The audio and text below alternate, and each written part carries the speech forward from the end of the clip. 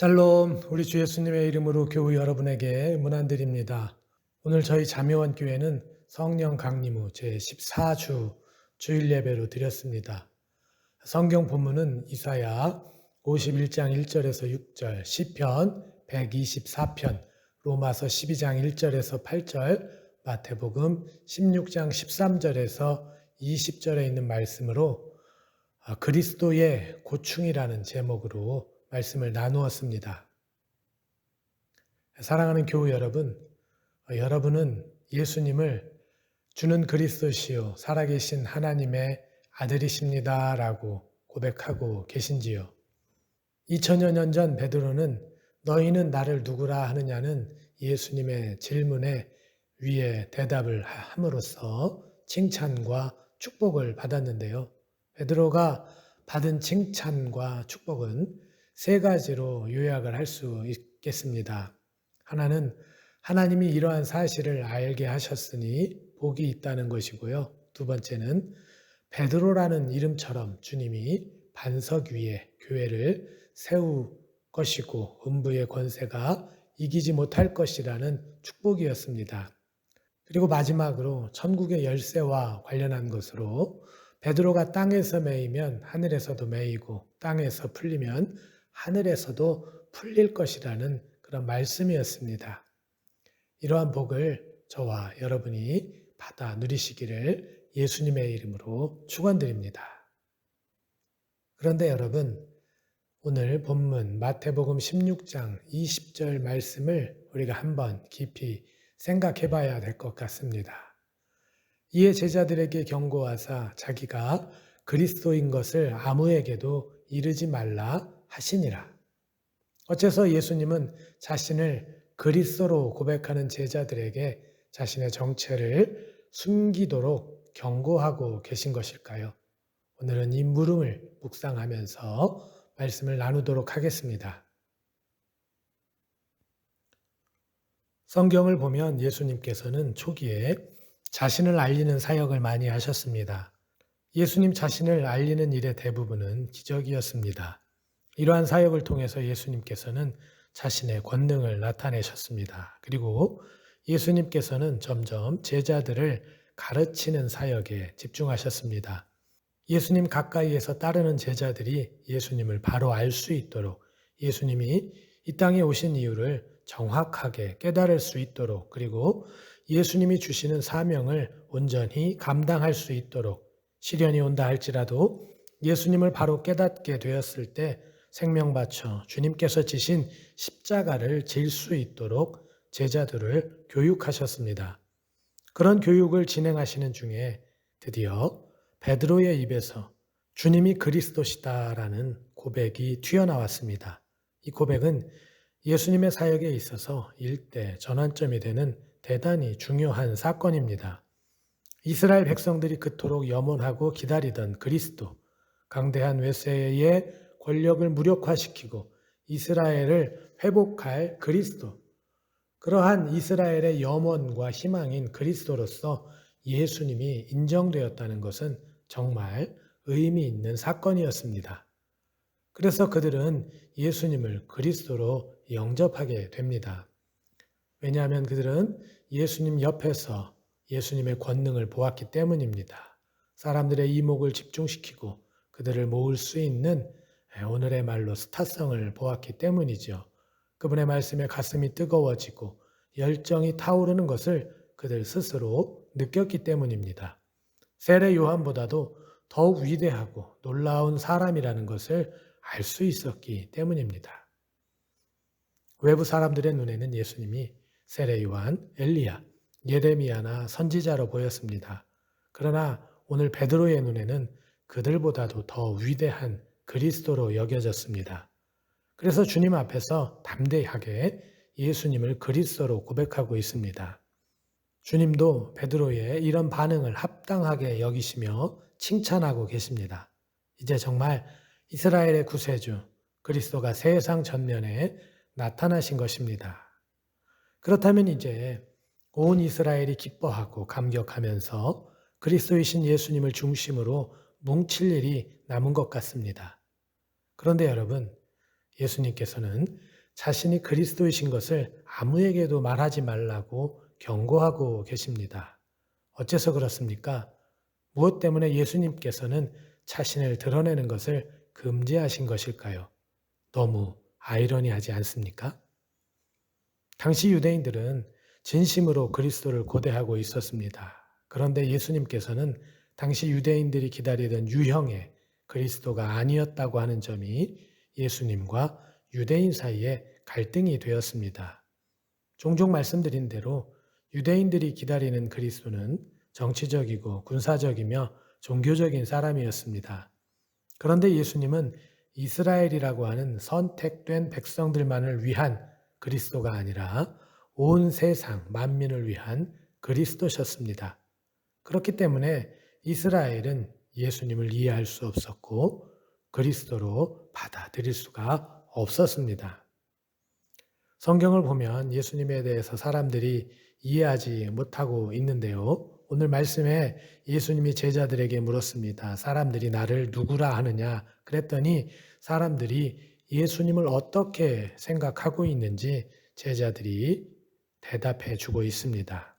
더러는 세례 요한, 더러는 엘리야, 어떤 이는 예레미야나 선지자 중에 하나라 하나이다. 이런 표현이 예수님에 대해서 잘 이해하고 있는 것처럼 보이지만 사실 그들은 베드로처럼 예수님을 인격적으로 만나지 못했기 때문에 예수님의 진정한 정체를 헤아릴 수가 없었습니다.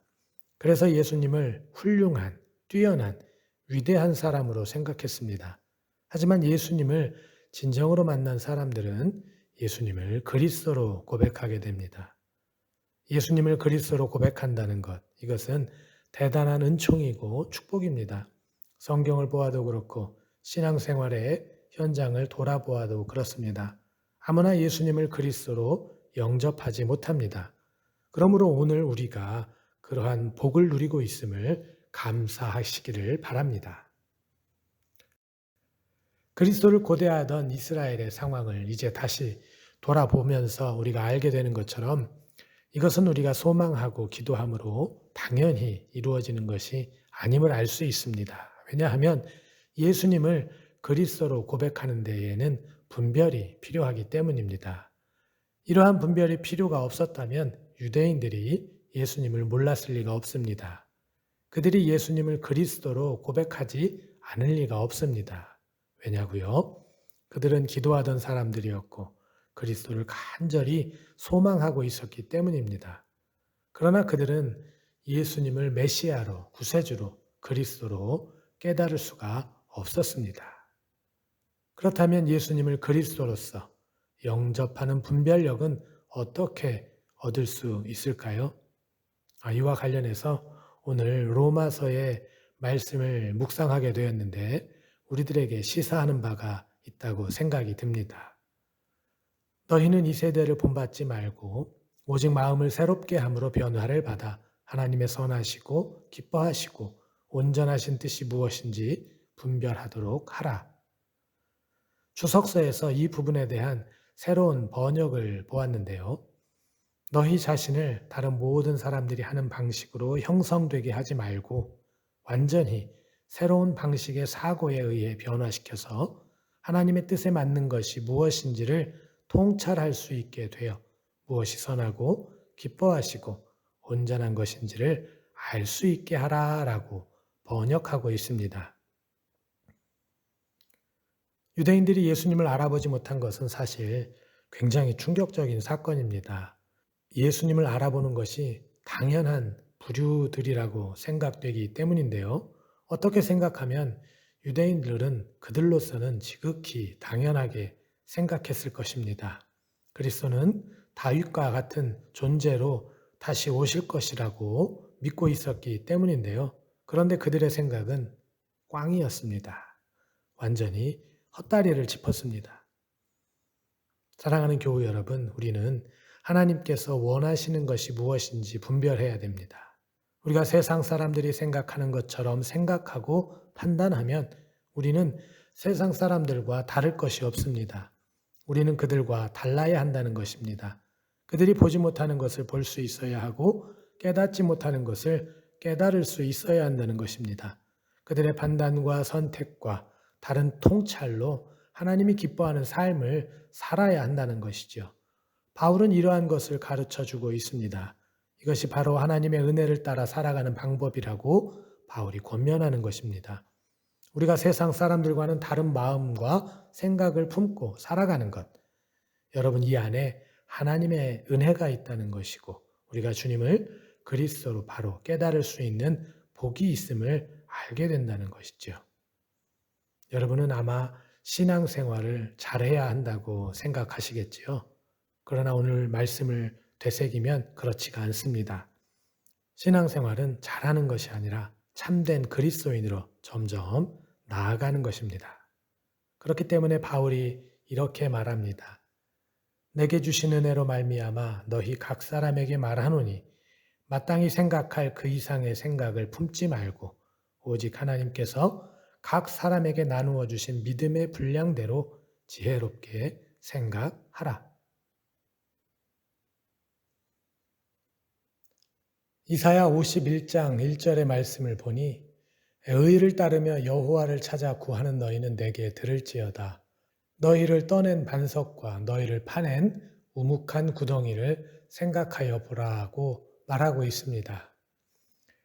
세상과 다른 길을 걷고 여호와 앞에 온전하기를 구하는 자들은 들으라는 것이죠. 반석을 떠내면 우묵한 구덩이를 파면 그곳은 속이 그대로 드러나서 보기 흉해집니다. 그래서 사람들은 걱정을 합니다. 저곳이 문제가 되지는 않을까, 사람들의 걸림돌이 되지는 않을까 하고 말이죠. 그러나 시간이 지나면 자연히 그곳이 메워지고 회복이 되는 것을 목격하게 됩니다. 나의 기대와는 전혀 다르게 메워지고 회복이 되기 때문에 불편하게 사람들은 생각하지만 알고 보면 자연적으로 메워지고 회복되는 것이 더 좋은 것임을 알게 되는 것이죠. 왜냐하면 그 속에 하나님의 손길이 개입하고 있기 때문입니다.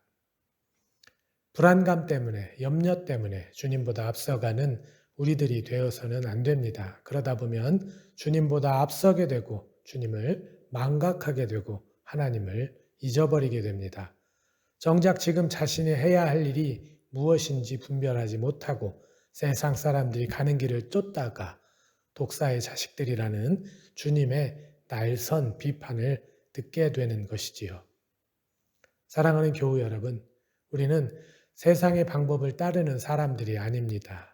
늦는 것 같아도, 길이 없는 것 같아도, 희망이 보이지 않는 것 같아도 묵묵히 주님의 길을 걸어가는 사람들입니다. 우리가 메우고 회복하는 것이 아니라 주님께서 길을 만드시고 인도하심을 믿는 자들인 것이죠. 자신이 그리스도인 것을 알릴 수 없었던 예수님의 고충이 있었습니다. 역사적으로 볼 때 여호와 하나님에 대한 신앙이 최고조에 이르렀지만 자신을 그리스도로 알아볼 수 없는 세대였기 때문일 것입니다. 오늘날 교회가 큰 부흥을 이루었지만 혹 주님께서 곤혹스러워하는 그런 존재는 우리들이 아닐까요? 선줄로 생각하는 자는 넘어질까를 주의하라고 했습니다. 세상의 선동과 이념이 아니라 하나님의 선하시고 온전한 뜻을 분별해가는 저와 여러분들이 되시기를 오늘 이 시간 간절히 부탁드립니다. 할렐루야!